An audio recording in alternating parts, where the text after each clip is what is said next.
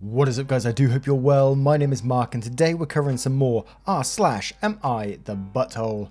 If you're new here, please consider hitting that like, that subscribe and maybe that notification bell too, as it all really does help out our channel.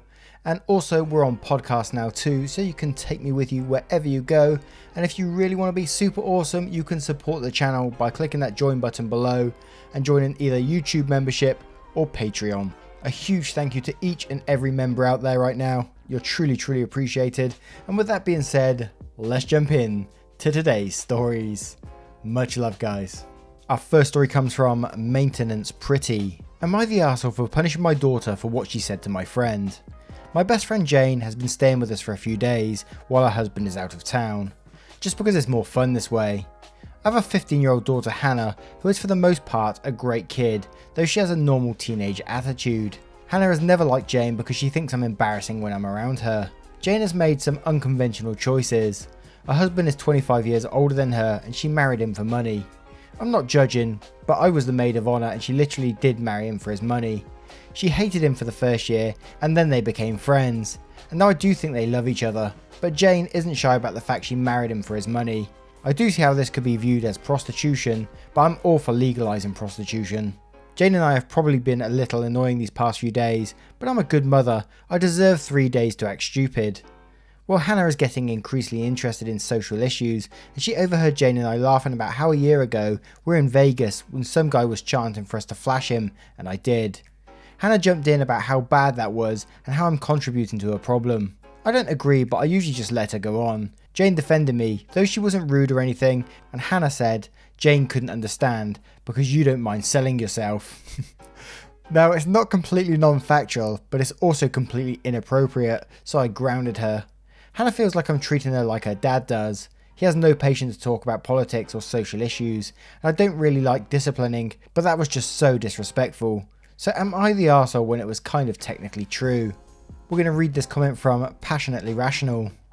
You're the arsehole. You have a morally questionable person over and enjoy laughing at morally questionable things around the house in front of your daughter for 3 days, and you think she's the one being disrespectful.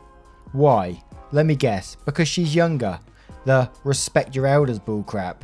Well, Hannah is absolutely right in all her assessment of your friend and you. I'm quite happy somehow, somewhere, she's getting the right kind of education and is being exposed to good values. It is rather sad she cannot find intellectual stimulation with any of her parents.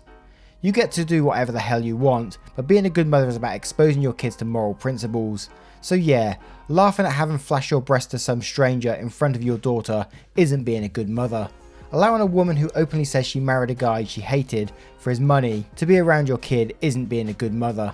Is that what you want her to be like? To think that exposing her body to some random idiot that asks for it is totally okay? To think marriage is just a mean to get a better financial position, even though if you hate the person you marry? I can't. You're the arsehole. And I think all the points that Passionately Rational brought up there was totally true. I don't even think I could bring myself to go to a wedding if I knew a friend was just marrying someone for money. I'd feel so bad for that other person, you know. Wow. What do you guys think of this story? Let me know in the comments below and don't forget to vote on the poll in the description for story 1. Our next story is from a throwaway account. Am I the arsehole for ruining my kid's life after she ruined the dress? X31 and I, male 32, had C, female 16, way too young. We're friendly co-parents. One rule we share is if our daughter breaks something, she pays for it. Now sis 27 and I are the only grandkids. Aunt never married. Instead, she worked with grandma and grandpa at their seamstress store and took it over when they retired. Sis's girlfriend 29 proposed last year. Grandpa offered to make future sister-in-law a custom suit, which she was over the moon about. Grandma had me ask Sis what her dream dress was and record the convo. Sis, thinking it was just between us, told me in great detail what her dream dress was, though said it was way too expensive, she would get something much cheaper. Well, a few months later, Grandma surprised Sis with her dream wedding dress. It fit perfectly and everyone cried. Sadly, Grandma recently passed away, which hit us all hard. Sis was devastated, but decided that the dress meant Grandma would still be there with us at the wedding. The issue comes in with C. She's very large, much larger than Sis. 3 days ago, we decided to go visit Sis and see how she was doing. It was great, but then C asked if she could try on the dress. Sis politely said no. C made a face but dropped it. Later we decided to go grab dinner. Sis and I went to pick up our orders, but C decided to stay and play along with Sis's dog. We got back and the dress was destroyed. C apparently had tried to get it on, popping some seams and got stuck. Instead of waiting for help, she cut her way out. The dress was hacked to bits. Sis was devastated and asked us to leave. I grounded C and called Aunt with some pictures, asking if it could be saved. She said there was no way. She said she'd make a new one, but it wasn't the same. Then she dropped the bomb on me.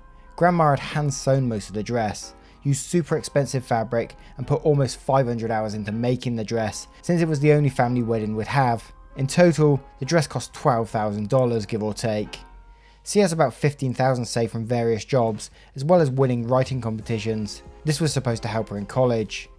I took her to the bank and set in motion transferring all the funds, since as her parent I still have control over it. $12k to Aunt to pay for the new dress, $3k to my sister's wedding as an emotional distress tax. I explained exactly why this was happening to C, but she sobbed the entire time, asking me what she was supposed to do for college and saying it wasn't her fault. I told her she should get a job if she didn't get a scholarship, and it was her fault for trying on the dress after she'd been told no, and after not waiting until we got back. A few pop seams could have been fixed, hacking the dress to pieces couldn't. C told my ex, and while she agreed C was in the wrong after the full story, said I shouldn't have ruined her future for a free dress. I reminded her of our rule, and she still thinks I'm wrong. So, am I the arsehole here? Edit. Since people are mentioning they don't understand the 3k, that was to make up to my sister that C destroyed the last gift our dead grandma gave her. I consider that part of the price of destroying the dress, since even if Aunt remakes it, it's lost a great deal of sentimental value. I pointed out how young we had her, and I wanted to explain how a 31-year-old has a 16-year-old kid. I do not resent having her, she's the best thing I've ever done. I also brought up C's size because Sis has Crohn's disease and thus is very tiny. The dress was made for her size and C is much larger than Sis. I love C as she is, but just holding the dress up it was clear it wouldn't fit. Edit 2. To clarify, the money was C's, have fun at college money, not her college fund. My ex and I are paying for whatever scholarships don't. When she was asking what she would do for college, she was asking what she'd do for fun and to buy things we didn't pay for. Again, the character count is very limiting, so I had to cut details to post. Our first comment comes from fucking Bailey. Not the arsehole, absolutely not. She ruined her own future. In my mind, that dress wasn't $12 or even $15,000, it was priceless. It could have and should have been passed down for generations. I'm horrified your daughter did such a thing. Most kids don't go to college with savings, so she's going to have to tough it out. Hope she looks back one day and realises the payment she made was severely short. I'm so sorry this happened to your family. The next poster says, agree, it sounds like OP's family are just gracious, generous people. I wouldn't blame any bride who demands compensation for a ruined wedding dress, let alone one that was custom made by a now deceased family member. OP, you didn't ruin your daughter's future. 15k doesn't go that far in college. She's young and she'll make back that money again. Edit, I just reread this. It sounds like your daughter doesn't think she did anything wrong. To which the OP replies, my sister didn't even demand anything. This is the rule and I decided to uphold it. She just thought the dress was a loss. And finally, a wholesome person says, Amber Wash this is, hey OP, since the original dress was hacked but meant so much, hit me up. I have been sewing for over a decade, 13 years, and would love to turn some of the shreds into something lovely for your sister. She may not have the dress, but she could have something like a hairpiece made from it. And what a lovely offer from a fellow Redditor. And it's one of the main reasons we love Reddit, right? But I think the OP did exactly the right thing in this. She was told not to wear the dress, she went and did it, and I think you got to pay the price for that and learn a life lesson at the same time. But what do you guys think of this story? Let me know in the comments below, and don't forget to vote on the poll in the description for story 2. Our next story comes from Gym Nerd 813. I'm a 19-year-old female with 6 older siblings. My parents spent most of my childhood spending money they didn't have on my siblings, so by the time I hit my teenage years, I realised I was probably going to have to fend for myself financially when I turned 18. I started babysitting and doing odd jobs around my neighbourhood when I was 14, and eventually got part-time jobs during the school year. By the time I was 16, I was working 3 jobs in the summer and 2 in addition to school. When my parents told me they couldn't pay for college, I'd already earned enough, along with scholarships, to be able to put myself through college and have plenty left over. I've continued to work during the school year and I've been able to make money during quarantine by tutoring online. The issue began a few months ago when my eldest sister, 29 female, got married. My parents spent 30 grand on her wedding, taking out a second mortgage to do so. To make matters worse, my dad was furloughed 6 days after the wedding. They'd effectively dug themselves into a hole they couldn't get out of. 2 weeks ago, my mum texted me for the first time since the wedding. She didn't say hi, ask how I was or make any small talk. She just said, "Your dad and I need a favour. When can we call you?" I'd expected this. None of my elder siblings were doing well financially. They've exhausted all other loan options, both from family and the bank. I figured they would text me, ask me to loan them a few thousand and promise to pay it back when they could figure things out. I was absolutely willing to pitch in a few thousand and had even considered giving them some of my tutoring jobs so they could make some extra cash. I was not, however, expecting them to demand I give them all the money, close to 40,000, I'd made from the ages of 14 to 18. The exact statement my mum had made was, "You made that money under our roof, we're the ones allowed you to work, so you only have it because of us anyway. We bought you food and clothes for 18 years. That money is only a fraction of what you owe us," and so on. I said that food, clothes and shelter were the very minimum. It's what they signed up for when they chose to become parents. I didn't ask for any of it, etc. They responded by telling me that if it wasn't for them, I wouldn't have the life I have today. I said they were being ridiculous and hung up. Since that day, both, along with my two siblings, have continuously hounded me about giving them what is rightfully theirs. My siblings, who have never been asked to give them money, are still professing that it's my job as their kid to take care of them. I told them they wouldn't see a cent of my hard-earned money and have no right to make such a request. I'm torn. I feel awful for refusing to help them out, but on the other hand, this was their fault. I feel I shouldn't be responsible for fixing their mess. Am I the arsehole? You know, I'm very much a family guy. Sounds much like OP. He was going to lend them a few thousand. I would have probably done the same until their attitude came about of what's rightfully theirs. What entitlement is that, man? That would send me over the edge, and I'd say exactly the same as OP is saying, that they wouldn't be getting a penny off of me or a cent. So I got to say in this one, not the arsehole. But let's have a look in the comments below. Beat Meeting says, "Not the arsehole. Their poor financial choices are not your fault or problem. Speaking purely based on you being a separate person. The fact that they expect this from their own child is downright disgusting. I'm so sorry that they are being put through this." Wombat Inferno says, and quotes, "Their poor financial choices are not your fault or problem." And then says, "Who the hell takes out a second mortgage just to finance a wedding? They dig themselves into debt for one child and expect the only one that seems to have made something of themselves to dig them out. Not the arsehole, just cut them out completely." SG Doherty says, "Okay, first off, even if they had gone above and beyond for you in childhood and also paid your way through college, you wouldn't be the arsehole for refusing to give them money. Parents caring for their kids financially is what parents do. It's not something that needs to be made up for once you've grown. If that were the case, then it seems to me your siblings have a lot of paying back to do. You're not the arsehole, and don't let them hound you until you give in, because they'll end up milking you dry and putting you in the same situation as them and your siblings." And once again, I turn it to you guys. What do you guys think of the story? Let me know in the comments below, and don't forget to vote on the poll in the description. Our next story is from Fallon Rowe. "Am I the arsehole for telling my son to toughen up?" So my nephew slept over last night for the first time in a while, and they really wanted to watch It.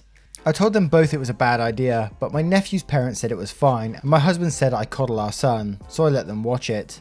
After the movie, I asked if they really wanted to sleep in their tent outside, and they did. The boys are 13 and 12. Well, I kind of knew that my husband was going to fuck with them, but it seemed like the normal dad thing to do. He had a clown mask from Halloween years ago, and scared the shit out of the kids. I'm a bad mum. I laughed. My nephew got over it in like 5 minutes, but my son wouldn't let it go.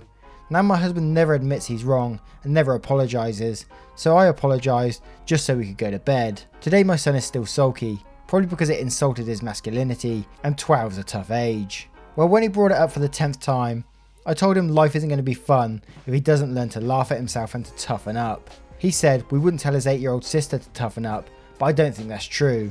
Still, I kind of feel like the arsehole. And let's jump straight into the comments. Moghetti says, "You're the arsehole. You were mean to your kid and now you're angry because he's not thanking you for it. Also, your husband never apologises. That seems like a bigger problem than whatever is going on with your son." Booty Clad Dad, great name, says, "You're the arsehole. You feel like an arsehole because you are one. You allowed your husband to take advantage of your son's and nephew's heightened fear from the movie by provoking a seemingly life-threatening reaction for your entertainment. Scaring your child for your entertainment makes you an arsehole." The Lavender author says, "You're the arsehole. You told your son after you were scared badly to toughen up when all he wanted was an apology from his father."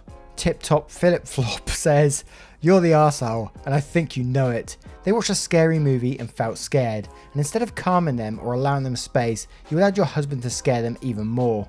This prank would have been funny if it was to adults with a matured emotional brain, but instead it was to children. Your son was scared shitless, and all he wanted was an apology or a discussion of his feelings. You and your husband are arseholes. Saying to toughen up is incredibly sexist, and I feel sorry for your son for being reminded he is not allowed to show negative emotions to his parents. Get a grip, apologise, and work on being a better parent." And once again guys, I turn it to you. What do you guys think of this story? Let me know in the comments below, and don't forget to vote on the poll in the description.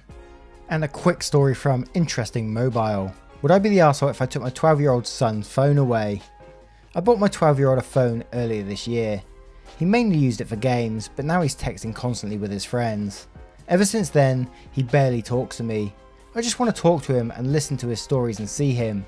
If there were no phone, then he would talk to me more, maybe even get a hug or two. The closest I get to him is when he'll lay against me when texting his friends. He'll burst out laughing. When I ask him what's so funny, he'll give me this look of death and say, "Nothing, Dad." Now, I'm going to say instantly, I can totally feel for you that you feel like you're losing your son to a phone and you just want that connection back. But I don't think taking away something he loves is really going to bring him back to you in that way, you know. I'd personally say that the OP has to connect to him on his level. Maybe play some phone games with him or something along those lines, or some sort of computer game that he's into. I'm sure there's loads of stuff that he's into. But let's take a look at the comments below and see what they say. Morgetti again says, "You're the arsehole. You seriously think that your son will want to spend time with you and hug you after you take away something he enjoys? I'm not following the logic. Why not put aside a specific time where you guys are all tech free, or announce that, say, Wednesdays are tech free days? That seems like a better option." Universal Cereal Bus replies, "It's clearly just a dad struggling to come to terms with the fact this kid is now basically a teenager, and that the son he's known up to this point is going to be different from now on. I kind of feel for him. It's pretty sweet in a way. That being said, your option is a great idea." Beberoni says, "You're the arsehole. That's not how you encourage closeness with your child. He'll see it as you punishing him and want to spend time with you even less. On top of all that, the poor kid's 12. He's moody and hormonal and suffering through puberty like the rest of us did. He's literally just being a kid. Let him be, and maybe try to foster a hobby that you can both partake in instead." And for the final time, I turn it to you guys. What do you guys think of this story? How do you think the dad should react to this? How should he try to fix the situation, if at all possible? Let us know in the comments below, and don't forget to vote for story 5 in the poll in the description. And once again guys, that is it for today's stories. If you did enjoy, please click that like, that subscribe, that notification bell, and maybe support the channel if you really do enjoy it.